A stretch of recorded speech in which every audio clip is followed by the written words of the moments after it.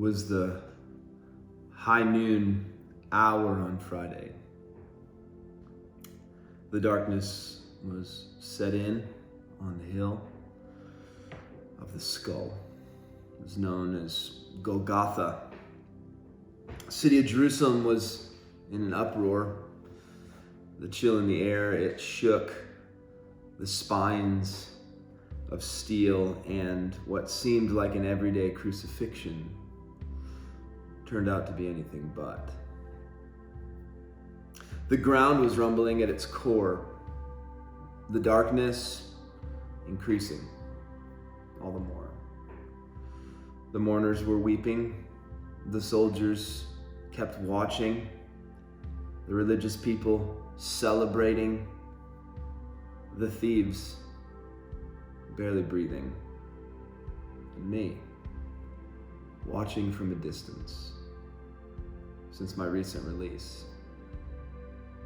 What I witnessed that afternoon brought clarity to me regarding the exchange that I had experienced earlier in the day. It was there on the hill of the skull where the three thieves hung that afternoon.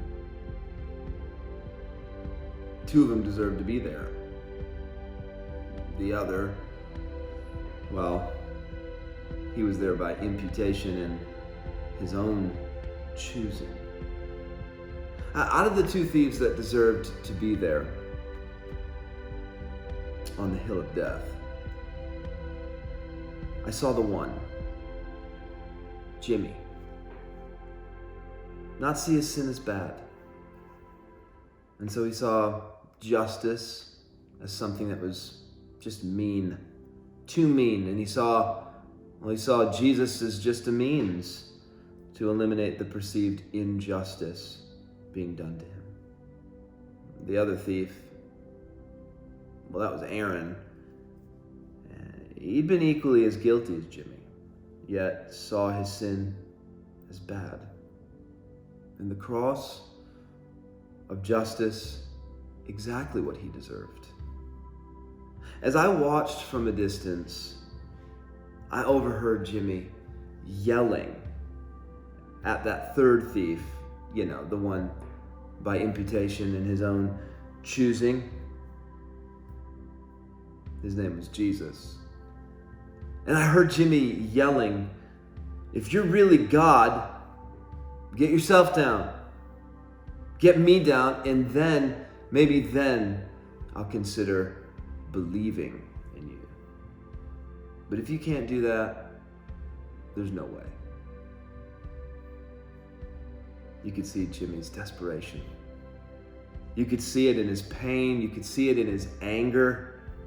You could feel the conflict inside as his voice rattled.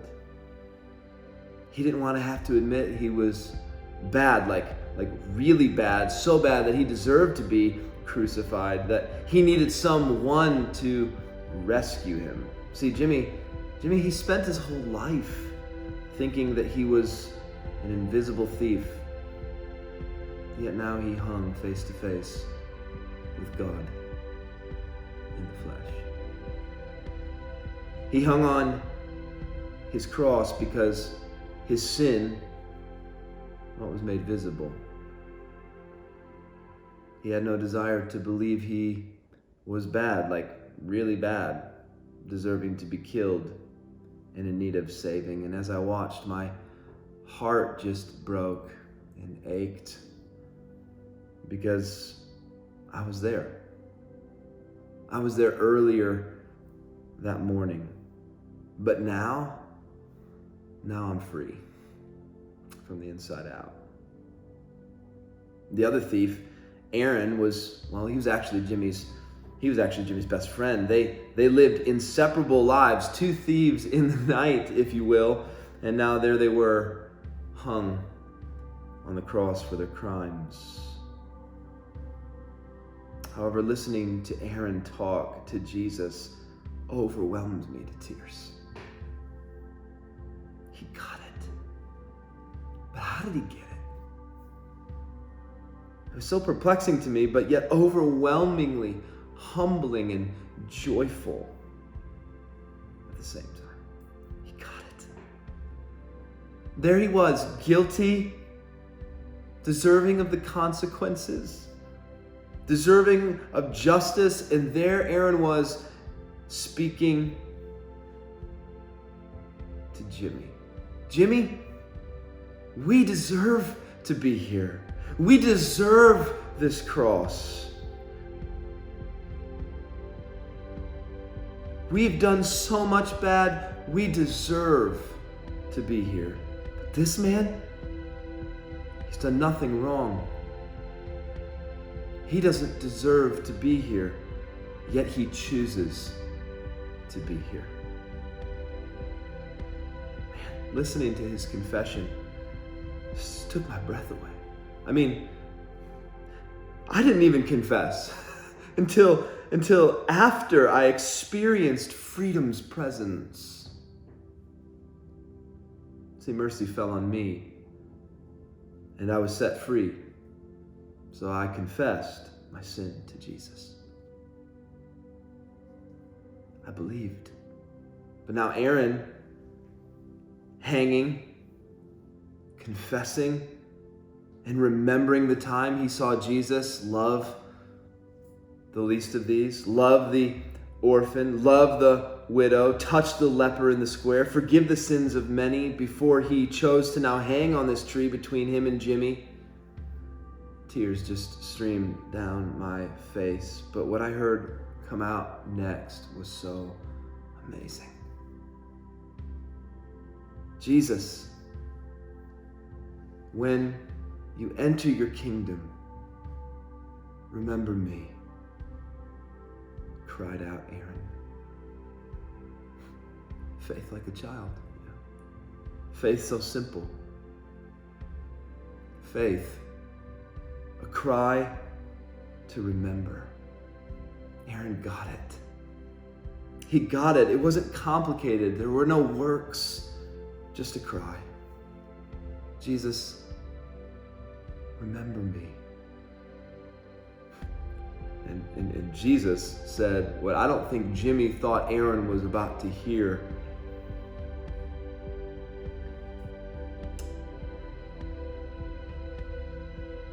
And it even overwhelmed Aaron when he said, Today you will be with me in paradise. Essentially, Jesus is saying, I remember. I will remember. You will be with me. You are forgiven. You are mine forever. The deeper truth underneath Jesus' response to Aaron was that Jesus willingly took his sin, absorbed his punishment, experienced darkness, and now death, so that Aaron can experience the remembrance of Jesus in paradise forever. See, Jesus was the third thief that day. Not because he stole anything to get there, but because there on the cross, he stole sin. He stole its power. He stole its punishment by being murdered on a tree. So that by becoming the thief, and by becoming the one who would take and absorb the justice, any who would cry, remember me, Jesus. Remember me, Jesus, would be able to experience forgiveness, freedom, and forever life with him and in him. They can experience the reality that his whole life of obedience, all the way to death, is imputed or freely given and credited to their life's account.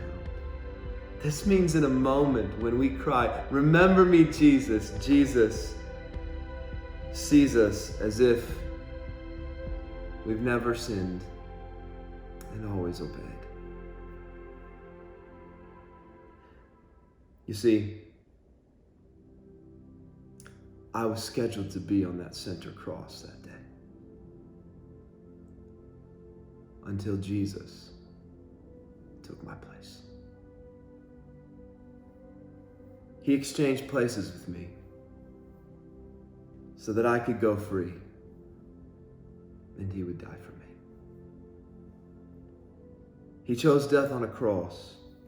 He chose becoming my sin of murder, Aaron's sin of thievery, so that we would have forgiveness of sin, that we would have eternal life, that we would have a right relationship with him and hope in all of life's circumstances. As I watched Jesus breathe his last, be speared by the Roman soldier, who ended up believing in Jesus, by the way, and believing that he was the Son of God, the earth began to shake like I've never felt it before. I heard the curtain in the temple had been torn in two at the Holy of Holies. I heard the tombs were open and fresh life was born, and the death of death found itself in Jesus' death. Now, I'm no scholar, but it seems like God's payment for sin by becoming sin worked. So that all are welcomed into relationship. All are invited to experience God's love for them at the point of death on his cross. All are invited in, like me and Aaron, to cry out, "Remember me, Jesus. Remember me." And he says, he will. Yet in the tomb, they took him. Joseph of Arimathea and Nicodemus, the crazy religious guy who seemed to finally believe. They took his body with some ladies and some spices, and they put him in a tomb. And he laid them there, and the Romans put a big stone in front of it. And there he lay. A dark day, a dark night, a time that now we wait.